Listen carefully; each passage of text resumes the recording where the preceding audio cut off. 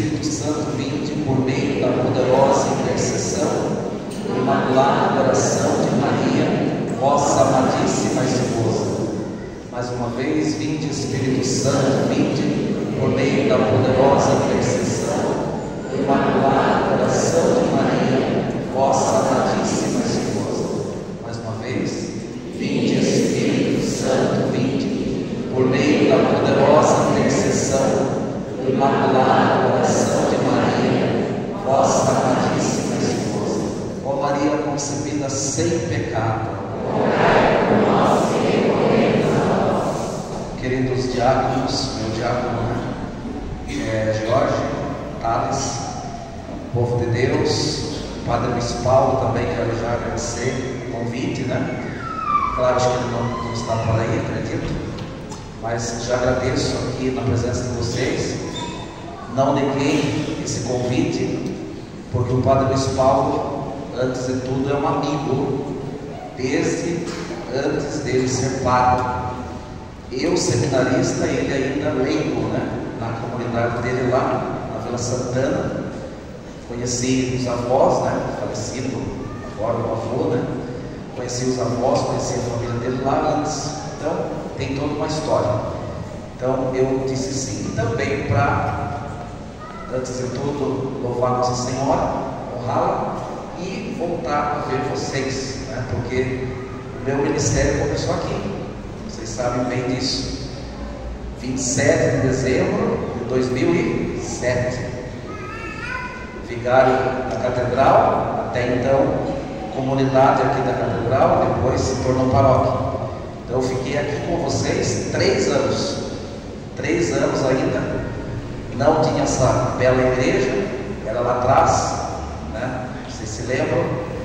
Lá atrás, quanto tempo ficamos lá celebrando missa, até o padre, acho que André Garcia, teve uma fase, e depois a construção dessa bela igreja, e hoje estou voltando. E por milagre, acho que é o primeiro milagre que Nossa Senhora já fez hoje, é eu chegar no horário. Comecei pontualmente, falei com os meninos, às 19h30 pontualmente. Também, graças a Deus, porque aqui nós temos um padre que é professor, E ele é todo metódico, todo controlado, bem organizado. Louvado seja Deus por isso. Bom, vamos entrar então nesse mistério tão poderoso da Palavra de Deus, entendendo que Jesus está enviando os seus discípulos quando ele, pouco antes do capítulo 9, nós estamos no capítulo 10, E ele anuncia a sua paixão, a sua morte e a sua ressurreição. Faz aquele anúncio que o Filho do Homem vai ser entregue nas mãos dos sumos sacerdotes, os poderosos da época, vai ser crucificado, vai morrer, mas ele vai ressuscitar ao terceiro dia. Logo então em seguida vem esse chamado aqui.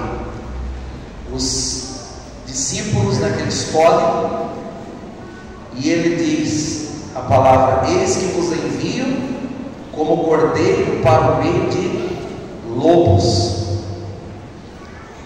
O Senhor escolheu outros 72 discípulos para ir à sua frente, para estar nos lugares em que ele mesmo deveria estar. Isso aqui é maravilhoso. Demonstra aqui então a sede que Jesus tem de uma igreja missionária. Lembrando que nós estamos no mês de outubro, é o mês das missões, mas principalmente é o mês de Nossa Senhora e o mês do Rosário. Mês de Nossa Senhora porque celebra-se no dia 12, o dia da padroeira, o dia também, o dia da padroeira no Brasil e padroeira dessa paróquia. E é o mês do Rosário, tendo em vista que então a Virgem Maria, a Santa Mãe da Igreja, que cuida dos missionários de Jesus Cristo. Mas Nosso Senhor fala toda a questão que o missionário deve ter. Vai falar que a messe é grande, os trabalhadores são poucos, mas tem que ter confiança. Peça ao dono da messe que mande mais trabalhadores. Daí fala então dos perigos, eis que vos envio como ovelhas no meio de lobos. Fala que tem que ter despojamento, confiar na providência divina, não leveis bolsa, nem sacola, nem sandálias, não se apegue às pessoas, não comprometeis ninguém pelo caminho. Significa que nós não podemos ter nenhum apego, porque o principal é o anúncio do Evangelho, e é para mostrar que o reino de Deus, o reino dos céus está próximo. Permanecer na casa que acolher, não fique pulando de casa em casa, porque não é para você ficar visitando os outros para fazer amizade, para ser legalzinho, para ser bonzinho, mas você tem que ficar numa casa só, para não ter apegos, né, com o missionário, mas para que as pessoas se apeguem apenas no Santo Evangelho, que é Jesus Cristo. Depois, no final, diz que se a pregação não for acolhida, e aqui nós temos que lembrar que todos os enviados de Jesus, nós temos que entender aquele começo. Ele enviou os discípulos para onde ele mesmo deveria estar.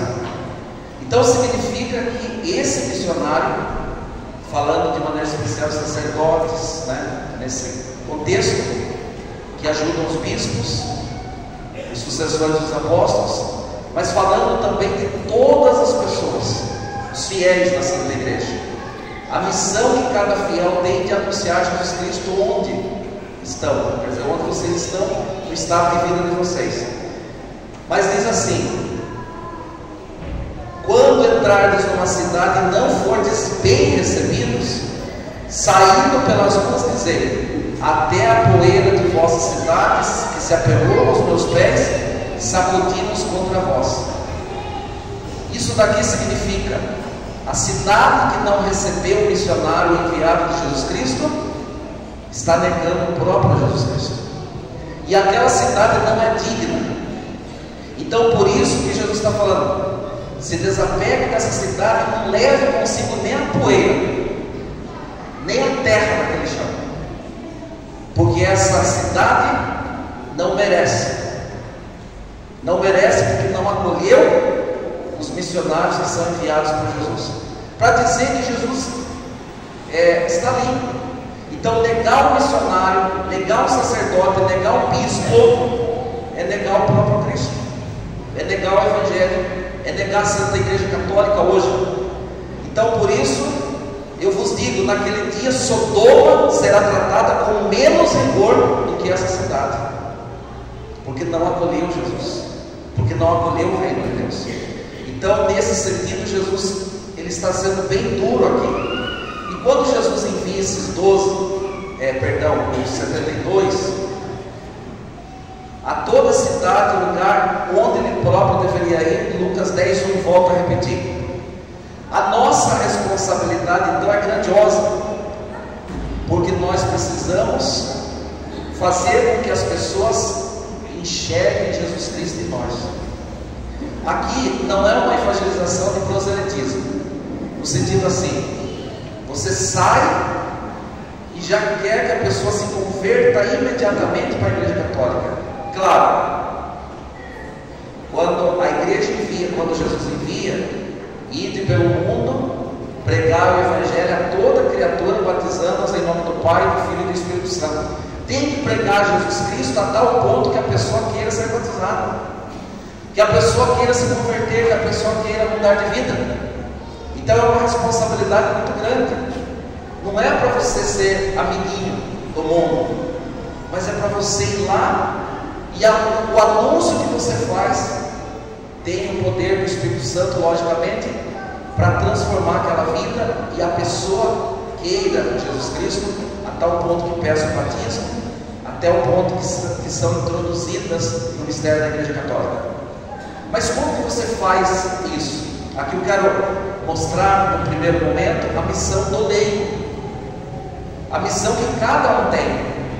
Por quê? Com todo respeito, a missão de vocês não é pastoral da igreja, a prioridade. Aqui eu não estou dizendo que não é importante, porque uma coisa é a gente evangelizar quem vem na igreja, Quem está vindo na igreja é porque quer vir. A catequese. Quando uma criança vem, um jovem vem, às vezes o pai dá aquele empurrãozinho, a mãe dá aquele empurrãozinho, mas eles estão ali para buscar isso. Eles estão ali para buscar o quê?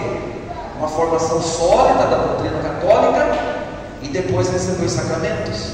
Então são pessoas que já estão encaminhadas ali. Agora, a realidade principal e mais importante do que pastoral dentro da igreja católica e evangelizar dentro da igreja católica é você evangelizar lá fora. Essa é a mais importante. Porque dá a impressão que vocês têm que agir como católicos aqui dentro, quando vocês estão numa pastoral, mas não é assim. Jesus está falando a toda cidade e lugar onde ele próprio devia estar. Claro que Jesus está na igreja. Eis que estou convosco todos os dias até o fim dos tempos. Isso é fato. E evangelizar aqui é fácil. Vocês estão aqui porque vocês querem, não? Alguém te obrigou? Primeiro a graça trouxe vocês. Pode ter certeza, se vocês estão aqui é porque vocês foram tocados pela graça de Deus. E a graça conduziu vocês aqui. Mas então vocês já estão abertos para a graça de Deus. Vocês já estão correspondendo, graças a Deus, a isso. Por isso vocês estão aqui. Então evangelizar vocês é fácil, porque eu estou falando aqui com católicos. Pode ser que um ou outro esteja aqui também pela primeira vez, que não seja batizado, pode acontecer, mas é a minoria. Mas a maioria que vem já são da igreja, né? Estão aí servindo a igreja. Então, principalmente Jesus quer estar onde? Aí faz uma lista: nas fábricas, nos escritórios, nas escolas, nas universidades, nas famílias, nos lugares de diversão, nos lugares de esportes, nas ruas das cidades, na vizinhança, que não vão à igreja. É ali que ele quer estar. E como que ele chega ali? Através do padre? Impossível. Impossível um padre estar em todos esses lugares. Não tem como o padre estar em todos esses lugares com frequência. Quem é que está com frequência, por exemplo, lá numa empresa trabalhando? Os funcionários. E talvez aqueles funcionários são católicos. Então ali naquele lugar você tem que agir como um apóstolo de Cristo, no sentido de enviado, né? Você é um apóstolo, você tem um apostolado para fazer ali. E qual é o apostolado? Aí vem a intenção da igreja agora. Porque quando se prega aí fora que a igreja ela é apegada ao poder desse mundo, a igreja ela está atrás de dinheiro, né? Mentira isso. Nós não estamos atrás do dinheiro, a não ser se existir um padre dinheirista, mas aí é outra coisa, é uma questão particular. Qual a nossa intenção? A nossa intenção é ganhar almas para Deus, ponto final. É para isso que a igreja existe no mundo, não é para outra coisa. É ganhar almas para Jesus, porque Jesus é o Salvador, e as pessoas não merecem ir para o inferno sem conhecer a verdade. Se elas quiserem depois ir para o inferno, depois de conhecer Jesus, aí sim, aí a pessoa conheceu Jesus, recebeu o sacramento e livremente, livre-arbítrio, aí ela não escrava, porque as pessoas que estão aí fora são escravos do demônio. As pessoas são escravas dos seus desejos desenfreados. As pessoas são escravas do que mais? De uma filosofia ateísta. Está aí o mundão, todo mundo já sabe disso. Só que as pessoas que estão caindo no inferno hoje são pessoas que não conhecem a verdade, e elas se perdem por falta de conhecimento. Mas será que não tem um pouco de culpa da nossa parte também? Porque às vezes nós omitimos. Então será que nós estamos representando Jesus ali de fato nos lugares? Nós temos que pensar isso hoje, porque também vamos ser julgados por isso. Todos nós, sem exceção, não é só sacerdote. Jesus escolheu 12 apóstolos, que representam aqui os sucessores, hoje os bispos, mas também os sacerdotes, que são esses 72 aqui, ou cada cristão que está representado nesses 72. A missão de todo mundo.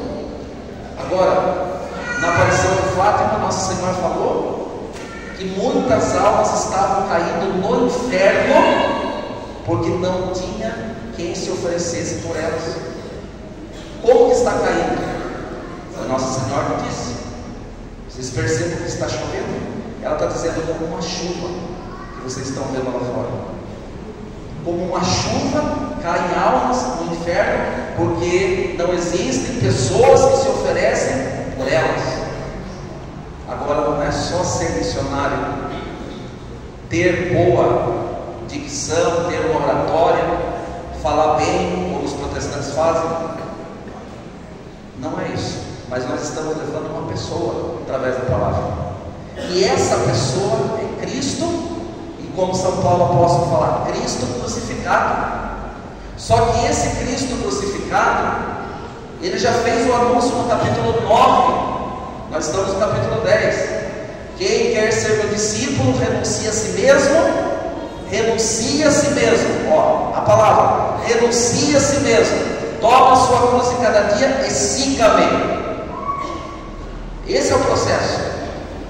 Então, na verdade, quando a gente segue Jesus Cristo, é para morrer, é para oferecer a própria vida. Eu não estou dizendo aqui no martírio já de sangue ali imediatamente, mas é para oferecer a própria vida como um católico. E o Papa Bento XVI disse que é o martírio da ridicularização. Vamos ser ridicularizados, vamos caçoar, vamos zombar, porque nós professamos a fé. Nós estamos nesse tempo. É um sofrimento que nós devemos passar, mas não negar Cristo, não esconder. Eu já vou partilhar um testemunho com vocês da minha vida, porque é importante. Vocês vão entender onde eu quero chegar.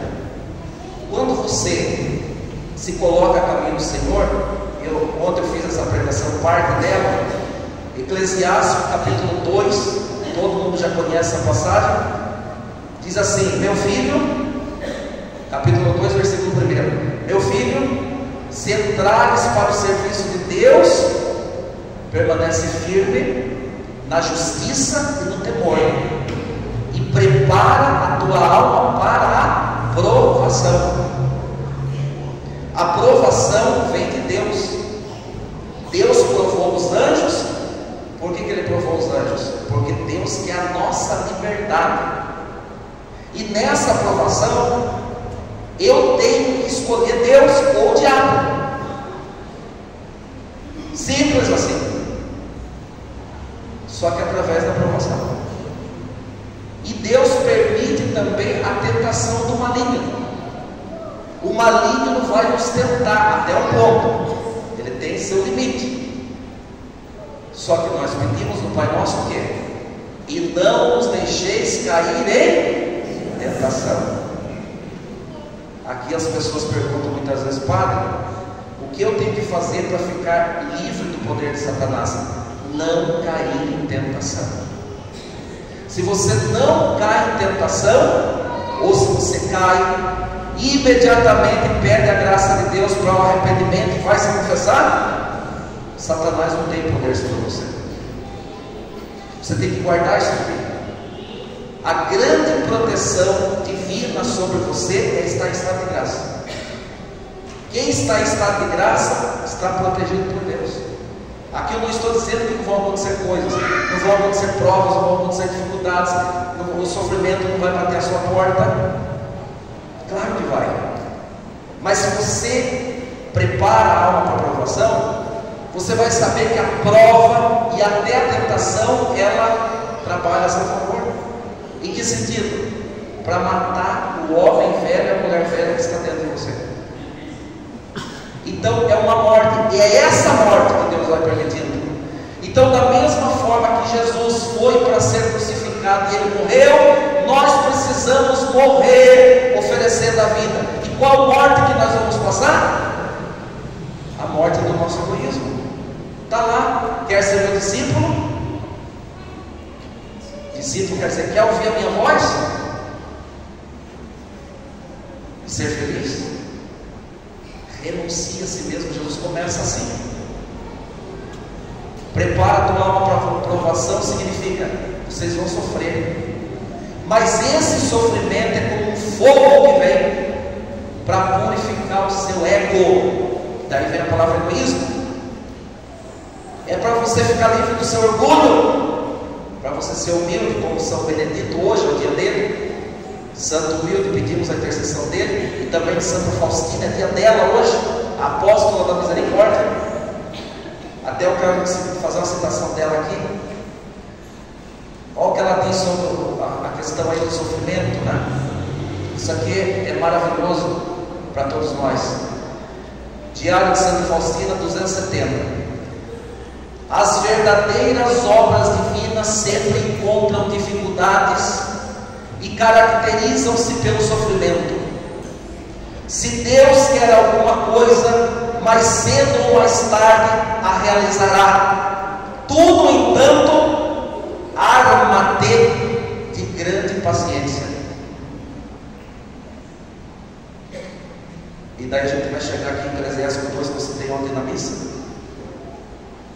capítulo 2, e versículos seguintes, né? Então, prepara a tua alma para a provação, humilha teu coração, espera com paciência, dá ouvidos e acolhe as palavras de sabedoria, não te perturbes no tempo da infelicidade. Então significa que vamos ser felizes, porque aqui nós não pregamos o triunfalismo de Cristo nessa terra. Temos que pregar que Cristo é rei, sim. E aí nós falamos do reinado social de Cristo também. Quando a igreja, por exemplo, no tempo da cristandade, sobretudo, cuidou de escolas, cuidou de hospitais e tantas outras coisas socialmente falando, a igreja tem o dedo dela, as universidades. Qual é o interesse da igreja de estar nesses ambientes? O reinado social de Cristo, só isso. Para que Cristo reine também nesses ambientes. Então você vê na história padres dando aula, freiras dando aula nos hospitais, freiras cuidando das santas casas, padres em todos os tempos, até hoje. Mas lá no tempo da cristandade, muito forte, porque Cristo precisa estar nesses ambientes. Então, quem eram os enviados da igreja? Os consagrados. E guarda essa palavra. Quando você faz uma missão, quando você está lá no ambiente, você tem que se comportar como um consagrado. E se eu perguntar aqui, quem é consagrado? Levante a mão, vamos lá. Só? Você não sabe o que é consagração? Agora vocês vão entender. Quem é batizado? Levante a mão. Mas por que vocês não falaram isso na primeira vez? Está vendo como o batismo não se entende como consagração? Por exemplo, quem é consagrado a Jesus por Maria, na escravidão, São Luís Maria de Montfort? Ah lá, é uma coisa. Só que essa consagração é para você viver melhor a sua verdadeira consagração, que é o batismo, que é o santo crisma, que é o casamento, o sacramento do matrimônio, sacramento da ordem, grau do diaconato. A Virgem Maria Santíssima Mãe vai nos ajudar a sermos cristãos fiéis, católicos, em qualquer ambiente que nós estejamos. Só que você não pode fazer uma missão se esquecendo disso, porque aí o diabo pega. E olha, minha gente, uma vez eu estava cortando o meu cabelinho, fala cabelinho porque eu tinha um topete, né? Agora está só resto. E eu estava cortando um protestante, por sinal um pastor, chama-se Adelásio. Tem até parede dele, a Fabiana, por exemplo, que canta na minha paróquia, é casada com o irmão do Adelásio. Eu cortando o cabelo, não sabia que ele era protestante. Aí ele viu que eu estava debatendo e falou: padre, sabe uma coisa? Lá na nossa igreja, eu falei: tá. Mas ele falou uma coisa interessante. Lá na nossa igreja, nós não enviamos ninguém sem antes se consagrar. Não sei como foi a consagração deles. Só que aquilo, pá, caiu no meu coração. Aí eu falei, lá na paróquia São Paulo Apóstolo, ninguém vai ser enviado para fazer uma missão sem se consagrar. A Nossa Senhora. Claro que isso, hoje eu estou colhendo muitos frutos, eu acredito que quem serve na maioria já são. Mas foi difícil fazer esse trabalho. Eu estou lá 12 anos para 13, difícil. Porém, hoje eu já estou colhendo frutos dos consagrados. Porque você tem que ir como você não pode se esquecer que você é batizado. Cristo te chamou. Cristo está com você. Você está ali como se fosse Cristo que estivesse ali. E as pessoas têm que ver Cristo em você. São Francisco, vai chegar um momento em que as pessoas só vão ler a sua vida. O único livro que elas vão conseguir ver é a sua vida. Então você tem que representar Cristo ali, naquele ambiente. E você tem que como? Com a sua simpatia. Pode ser, chega lá com a sua consagrada. Vocês falam, eu sou católico, apostólico romano, e aí tem que se converter para ele. Vou correr. Simpatia, atenção, empatia, se quiser colocar hoje para muito usar essa. Atenção, amar as pessoas, ser dócil. É isso que você tem que fazer, é só isso. Aí a pessoa vai se tornar, opa, gente é bom, viu? Qual igreja você frequenta? Pronto, aí sim. Mas você vai lá, senta, simples, faz as coisas naturais da vida. Senta lá, come junto, conversa na hora. Aí tem lá um grupo que está vendo pornografia no celular. Tem isso muito em empresa, né? Aí você que é católico, você não vai recriminar, mas também não vai chegar. Aí de repente eles começam a perceber a postura, vão começar a ter ação. Santinha, Santinha, por que você não veio ver aqui? Está aí atrás do padre, está atrás da barra da saia do padre. Está aí a Zomaria, que não é saia, patina, mas é Zomaria. Aí você, viu, por que você não veio ver com a gente? Não, aí você já começa a evangelizar. Pronto, aproveita. Aí você entra, perguntou sua opinião, perguntou? Aí você fala, eu sou católico, porque eu sirvo a Deus, eu não preciso disso. Pronto, agora não precisa se fazer da menina. Não, para a gente sobreviver, vamos dar uma olhadinha também, né? Para pregar contra depois. Quem que é para pregar contra? Sem vergonha. Não é pregar contra, você está querendo ver porcaria. E daí fica amiguinho dos pecadores e começa ali. Quem que vem para a igreja desse jeito? Se vocês estão igual a eles. Ninguém vem para a igreja, porque está igual. Qual novidade que tem aqui na igreja? Se você está vivendo o que eles vivem, por isso que tem que ser consagrado, não pode ser vergonha. Tem que renunciar a tudo isso. Renuncia a si mesmo, toma a sua cruz. Tomar a cruz significa o sofrimento por amor a Cristo, oferecer a própria vida, como consagrado, se consumir de amor, sabendo que esse amor, sofrimento, claro que a gente transforma esse sofrimento na palavra amor. Paulo falou isso. Então, na verdade, nada mais do que é purificar o nosso amor. O sofrimento está fazendo isso. Só que eu não vou abandonar Jesus, eu não vou negar Jesus, eu não vou cair em pecado, não. Por amor a Jesus, eu vou sofrer. E você vai oferecendo, vai oferecendo, vai oferecendo, e essa sua oferta de amor vai gerando vida no ambiente. Sabe qual é o poder da igreja? Com todo respeito, quem tira foto, continua tirando foto. Com todo respeito, quem usa as redes sociais para evangelizar. Mas o poder da evangelização não está nas fotografias, não está na transmissão. O seu Antônio, com muito amor, ele faz aqui, continue firme, que é bonito esse apostolado. Mas sabe, seu Antônio, né? O senhor tem que ser santo para fazer isso. O senhor tem que ser consagrado para fazer isso. Senão, vai ser só um marketing momentâneo. Tirar foto, a mesma coisa. Está tirando foto para quem? Para Jesus. Está evangelizando, com certeza. Então, o poder da evangelização, escuta, o poder da evangelização não está em marketing, não está nas redes sociais.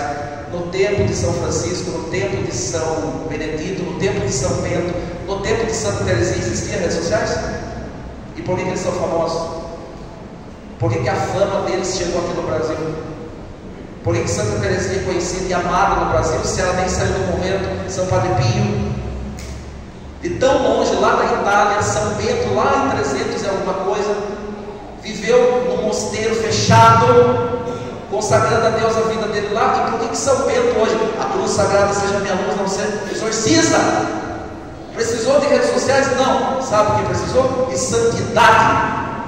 O poder da igreja está na sua santidade, que é Jesus Cristo. na Virgem Maria, que é santa, imaculada, nos santos e santas da Igreja de Deus. Então, quanto mais santo, aqui eu estou falando, quanto mais santidade você busca, porque santo você não é ainda, eu também não sou, mas eu desejo ser santo, eu quero ser santo, eu luto para ser santo todos os dias. Eu acordo, a minha principal batalha é contra mim mesmo, depois vem contra o demônio, porque se eu não vencer a mim mesmo, as minhas renúncias, eu não vou vencer o demônio. Se eu não estou apto a renunciar aos meus gostos, os meus prazeres desenfreados, aquelas coisas que vêm aí como prazer pelo prazer só, né? Eu não vou conseguir vencer o diabo. Vocês pensam que é fácil vencer o diabo? Não é. E todos vocês um dia vão se encontrar com o poder do diabo, para provar a vida de vocês, se é evangelho que vocês estão vivendo ou não. Todos aqui, sem exceção, no grau de cada um, não estou assustando, porque Deus dá a cruz conforme podemos carregar. Não vai ser mais pesado do que você possa carregar, pode ficar tranquilo. Mas você tem que estar preparado para esse dia, porque se você está mudando nesse dia, quando chegar a prova, quando o sofrimento bater na sua porta, é mais fácil você ir do lado do diabo do que do lado de Deus, você vai se revoltar. Agora, se você vai preparando, oferecendo a sua vida, com certeza você já vai se santificando com a graça de Deus, e quando chega as tentações, quando chegam as provas, você está forte em Deus. E olha o que diz aqui, ó. Eu estou controlando o horário aqui porque eu estou inspirado hoje. E eu vou terminar dentro do horário. É festa que nós estamos fazendo aqui. Mas olha o que diz aqui, ó. Versículo 2, capítulo 2, versículo 4. Eclesiástico. Falei para o povo da minha palavra quando guarda essa frase que está aqui. Olha o que o Senhor fala para todos nós aqui. Aceita tudo o que te acontecer. Tudo. Porque na verdade a gente não aceita. Por isso que as igrejas que pregam prosperidade, que pregam cura, que eu tenho pé atrás. Eu prego cura, libertação, vocês sabem disso. Mas antes da cura e libertação, o diabo está aqui, com todo respeito, Altares, que foi um grande pregador na minha época, na turma, eu estou aqui graças a ele também. Mas o meu diabo não sabe, a cruz é o que eu prego. Antes de cura e libertação, eu prego a cruz. É isso que eu prego.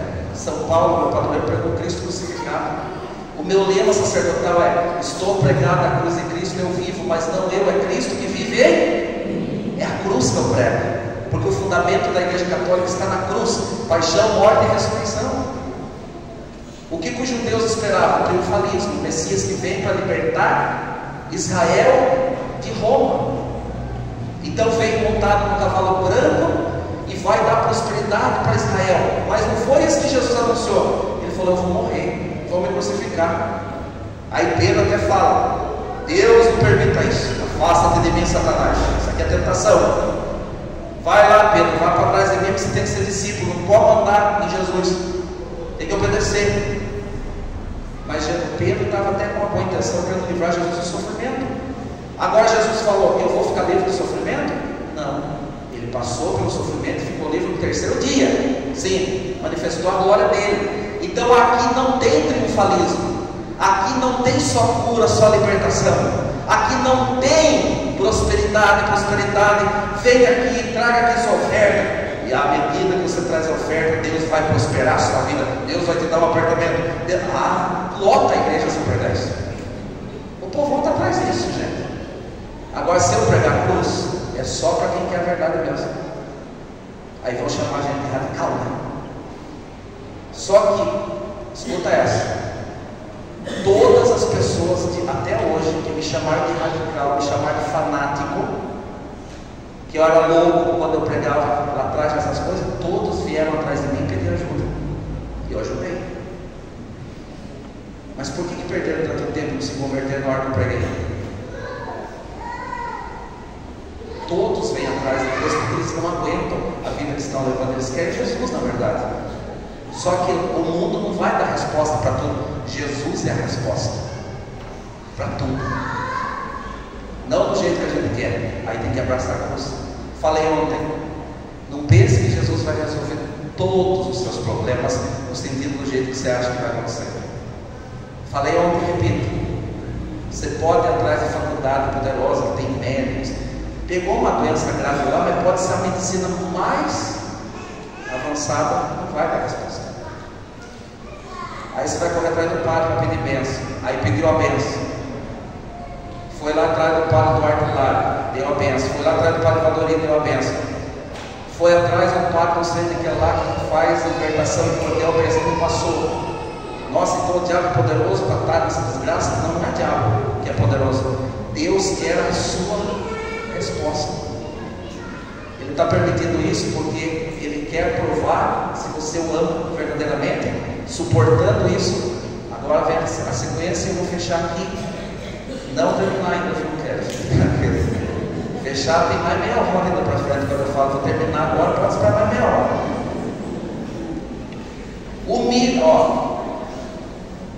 Humilha teu coração, espera com paciência. Lá ele guardou até a máquina, coitado.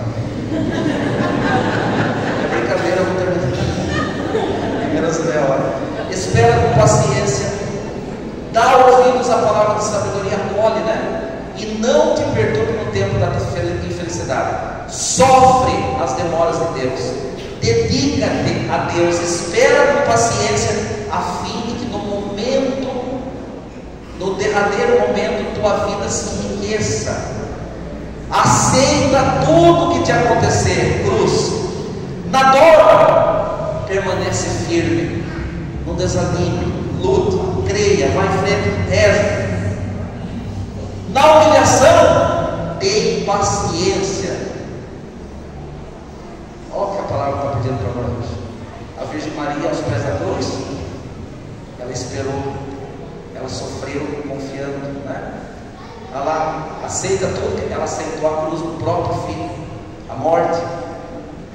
Na dor, Nossa Senhora das Dores, ela permaneceu firme, de pé.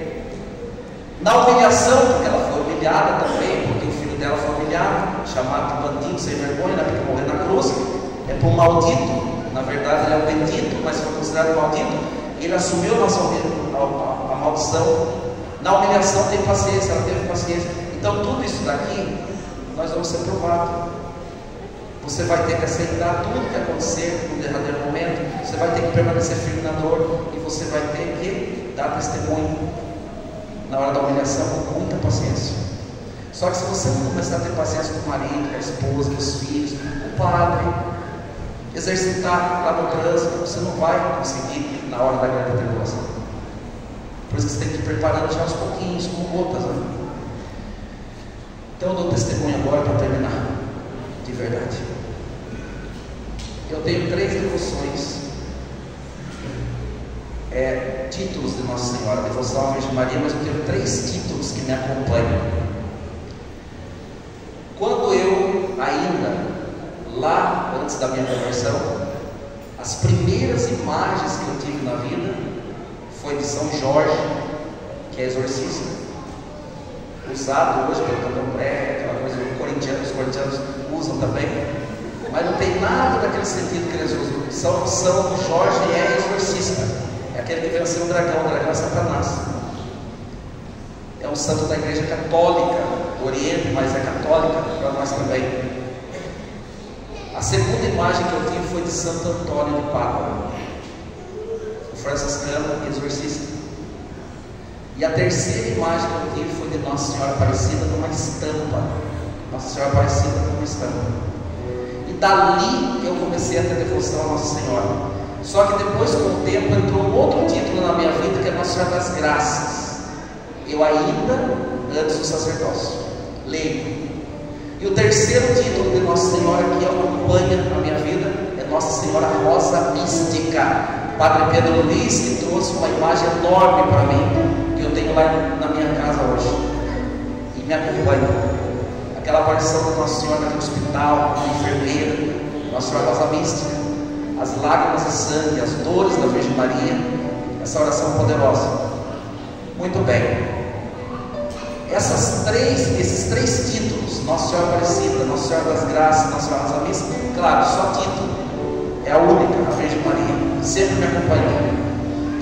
Eu fui ordenado sacerdote em 27 de dezembro de 2007. 10 dias depois da ordenação, eu enfrentei o demônio face a face, no exorcismo, sem ser exorcista, no sentido de igreja. Mas graças a Deus eu nunca fui desobediente ao bispo, então eu contava tudo para ele. No dia 8 de janeiro de 2008, 10 dias de ordenação, eu fui abençoar uma casa e manifestou 12 demônios numa pessoa, e eu tive que enfrentar isso sozinho. E eu fiz o exorcismo de Leão 13 sem a permissão da igreja, porque não tinha como, eu fiz. Só que depois que eu saí do exorcismo, a primeira coisa que eu fiz, liguei para o bispo e falei para ele: Dom Gorgônio, o ministério do exorcismo é do Senhor, mas eu tive que usar.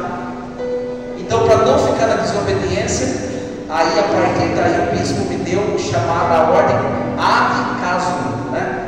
Para cada caso eu poderia atender, só que o bispo ainda não tinha assinado o ministério. Ad casum, cada caso que aparecia, eu falava com o bispo, ele me abençoava, eu fazia o ritual do Papa Leão 13, exorcizava. E nesse decorrer da vida, praticamente três possessões que foram fortes, graças a Nossa Senhora, eu saí delas. Esse dos 12 demônios foi graças a Nossa Senhora das Graças.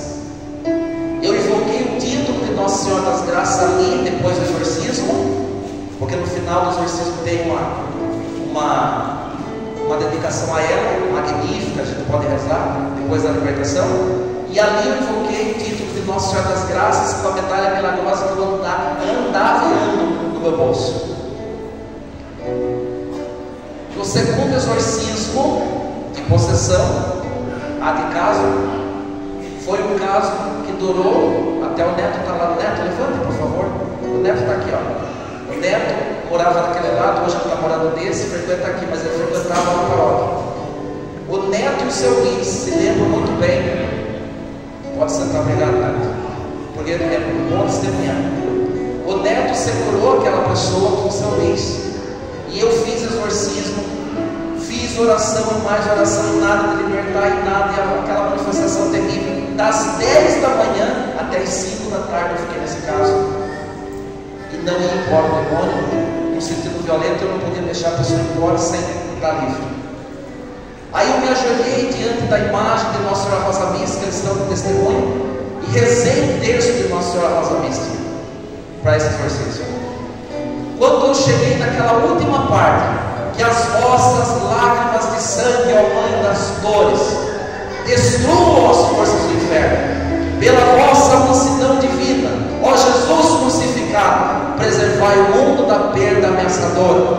3 vezes repeti, o demônio, o diabo gritava pela boca da possuída, um demônio chamado Malaika, que disse: eu vim das profundezas do inferno e da parte mais gelada, Neto está de prova, para acabar com você, Padre. Eu vim aqui por causa de você, e vou acabar com a sua vida, e vou matar sua mãe. E contou onde minha mãe estava e o que ela estava fazendo naquele momento, a tal ponto que a minha mãe caiu num buraco lá no sítio, no momento do exorcismo. O cachorro que puxou ela pela cabeça, graças a Deus, e ela se enroscou e conseguiu sair. Aí nessa hora eu entrei em desespero. Nossa, mas o diabo vai pegar minha mãe, fiquei com medo. O diabo falou: padre, peguei sua parte fraca, né?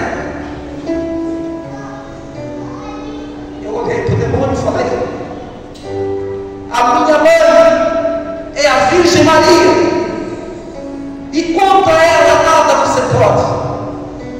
Porque ele queria colocar medo de ser que ia pegar minha mãe. E lógico que eu senti. E naquele momento eu falei: que as vossas lágrimas de sangue, ó Mãe das dores, destruam as forças do inferno. O diabo começou a gritar e disse assim: eu estou no UTI, pare! Aí mais que eu falava, e aí cessou, e a pessoa foi embora. E o terceiro caso foi com essa relíquia que eu amo com ela.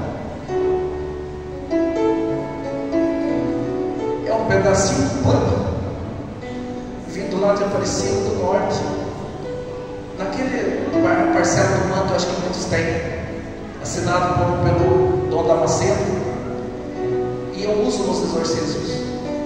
E um exorcismo complicado que eu estava lá na paróquia em 2017, abre caso, quando eu mostrei esse pano invocando o título de Nossa Senhora Aparecida, o demônio gritou e falou: tire ela da minha frente, ela eu não suporto. E mais que eu mostrava, mais ele gritava, e ali cessou também a possessão, graças a esse paninho de Nossa Senhora Aparecida, que é um pedaço do manto da imagem original, que foi tocada na imagem original. Tem poder esse paninho aqui, o sacramental que eu uso.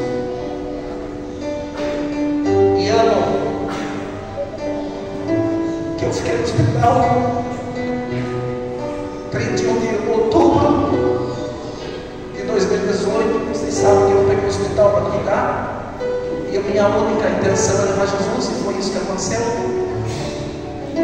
Mas aí veio a Covid-19, todos sabem, quem está na paróquia já sabe dessa história, mas eu não posso deixar de contar aqui. Eu posso dizer que o momento mais difícil que eu enfrentei na minha vida foi ali, quando veio a pandemia. Eu tinha projetos para o hospital, reformar, graças a Deus estou fazendo isso hoje. Mas aí veio a pandemia, tivemos que gastar o dinheiro, você sabe disso, como foi. A verba só vinha para isso, não dava oxigênio, e nós rezando. Até que eu ia fazer a novena, há 3 anos atrás, exatamente, dia 2 de outubro, 3 anos, tudo fechado. Eu marquei a novena na paróquia Nossa Senhora Aparecida, a primeira novena que eu ia fazer. Exatamente no dia 2 manifestou a Covid-19 na minha vida. Eu peguei. Naquele primeiro momento em que pessoas de 29 anos, 30 anos, 60, 70 estavam morrendo, os médicos não tinham resposta. Aquele momento mais terrível, que a gente não sabia que quem entrasse no hospital ia sair vivo morto, você sabe disso. Eu acho que muitos perderam eles queridos aqui, nessa situação terrível. Aí, peguei, minha mãe pegou, os irmãos, todos na mesma época. A minha mãe ficou internada quase um mês, e eu dei esse paninho para ficar no braço dela, um pedaço. Tem um escudo de Jesus lá, o escudo protetor lá do Sagrado Coração. E Jesus tinha me falado em março daquele ano: o vírus vai passar pela sua casa, mas não vai causar nenhum dano. E eu acolhi essa promessa e propaguei a devoção do escudo. A minha mãe ficou internada, graças também à esposa do diácono, sou eternamente grato, me ajudou muito, que ficou lá com a minha mãe. Eu era diretor do hospital, tinha ajudado bastante gente. Inclusive para o doutor Márcio, eu falei, era diretor, falei: coloque no protocolo, o médico assinou, coloque no protocolo, doutor Márcio, a visita do sacerdote. E se não vir nenhum sacerdote, eu irei nas UTIs, 2 UTIs. Eu irei, não vou deixar ninguém morrer. Doutor, talvez o senhor não compreenda isso, mas faz por mim. Eu era diretor, e ele era diretor técnico. Ele assinou e permitiu que eu entrasse. E visitei todas as pessoas nas UTIs que estavam lá internadas, morreram, outras saíram, graças a Deus, vivas também. Mas ninguém ficou sem a unção dos enfermos. Quem pediu não ficou sem confissão. Então eu ajudei bastante gente sacramentalmente. E quando minha mãe precisou, eu não pude, porque eu estava também de cama, não conseguia andar. Fiquei lá em casa, minha mãe no hospital. E aí eu olhei para Nossa Senhora Rosa Mística, Nossa Senhora Aparecida, Nossa Senhora das Graças, mas o título que ficou: Nossa Senhora Rosa Mística. E eu não tinha força para rezar. Eu rezo o rosário todo dia. No tempo que eu fiquei doente, eu conseguia rezar o rosário. eu só rezava uma oração, a missa todo dia, e esse pedacinho da oração. 3 vezes eu olhava para Nossa Senhora Mística e falava assim: que as vossas lágrimas e sangue, ó Mãe das dores, pela vossa mansidão divina, ó Jesus crucificado, preservai o mundo da perda pensadora da Covid-19. Daí colocava na segunda: preservai a minha vida da perda pensadora. Se eu vier a morrer, ou qualquer um da minha família, estejam preparados para o céu. E a terceira eu falava: preservai a minha mãe que está lá, da perda pensadora. Então a dor maior é porque eu não podia fazer nada pela minha mãe, nem como padre. Essa foi a maior dor. Mas eu ofereci. E aquela época tinha aquele protocolo: quando chegar no 11º dia, a pessoa pode piorar. E eu, claro, sabendo, o povo não sabia disso, vocês não sabiam disso, mas eu sabia. Eu sabia que alguns que entravam ali, a partir do 7º dia até o 12º dia, se piorasse, era UTI, morria ou saía vivo depois. Aí minha mãe, diabética, pressão alta, tudo que você imaginar, foi pronto. E eu falei para Jesus: só uma coisa te peço, Senhor, não permita que ela morra agora, porque eu quero dar um velório digno para ela, só isso. Porque foi triste essa época, as pessoas saíram daquele saco, né? Tinha que lacrar no livro, não tinha velório. Então foi muita dor. E foi a primeira vez que eu senti uma doença grave, que tinha risco de vida, de fato, poderia morrer, porque ninguém sabia. Tinha pessoas de 90 anos que saíam vivos, tinha jovem de 29 anos que ser morto. Então ninguém garantia.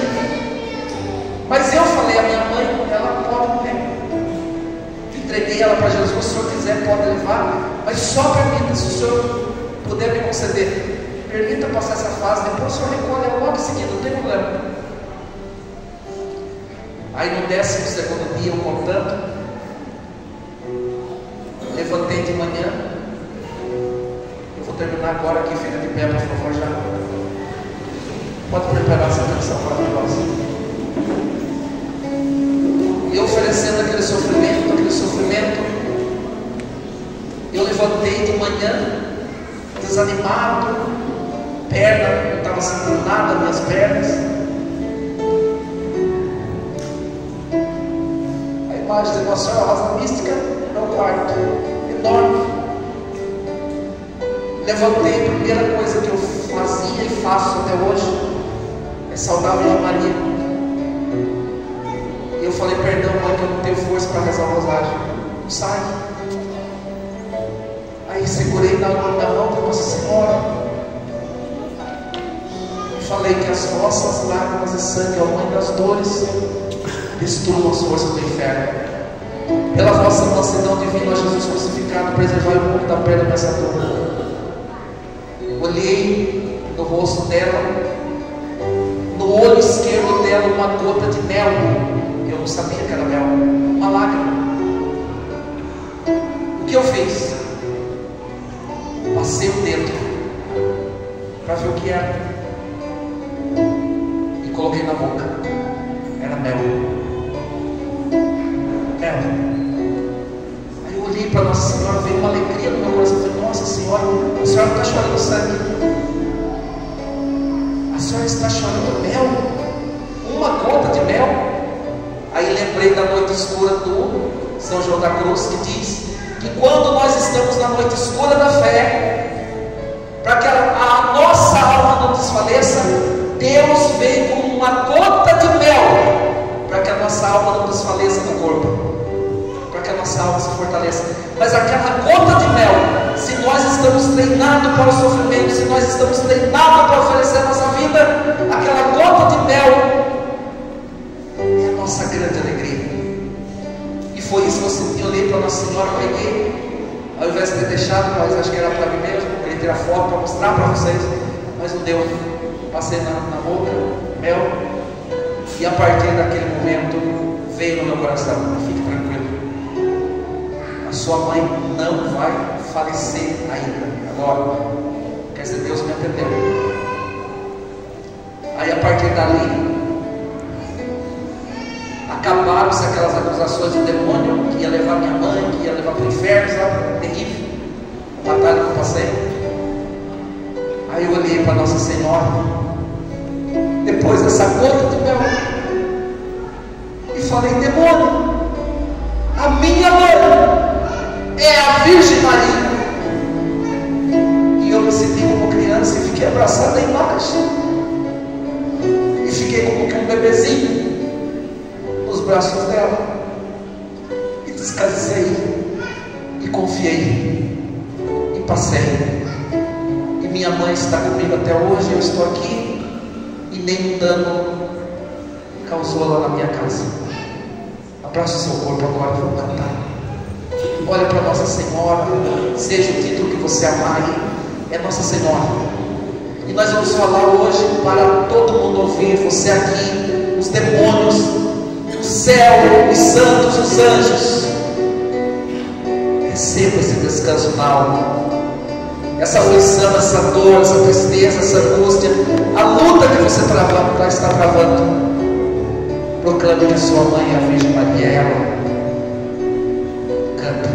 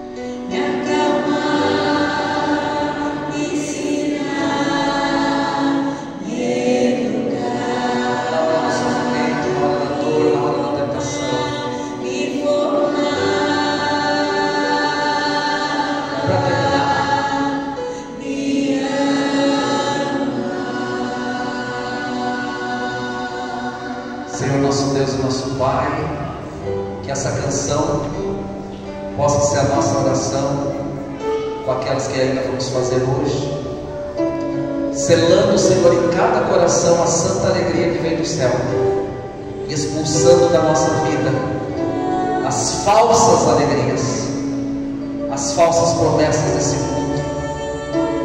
Vem, Senhor, tirando toda desilusão, todo apego às coisas da terra, pessoas aqui apegadas à tristeza, ao passado, às situações, à luta, e até hoje o demônio acusa você, mas a partir de agora entrou na sua alma como que uma gota de mel, que é a presença de Deus, e Nossa Senhora dizendo: eu sou sua mãe. E você proclamando: minha mãe é a Virgem Maria, é ela. E sinta-se amado, protegido, e ela vai caminhar com você onde quer que você esteja, passando a provação que você tenha que passar, ou a tentação que você tenha que sofrer. Nenhum mal maligno vai conseguir, porque ela é a sua mãe. E eu visualizo agora o manto dela. O manto dela como que nesse pedacinho de pano, mas aqui um manto enorme espiritualmente envolvendo essa igreja e cada um de vocês. E os dardos inflamados do maligno caindo nesse manto, batendo nesse manto e caindo por terra e não ferindo vocês. Toda a sua vida, sua família, com essa relíquia, agora, manto da Virgem Maria, selando, em nome do Pai, e do Filho, e do Espírito Santo. Amém, amém, amém.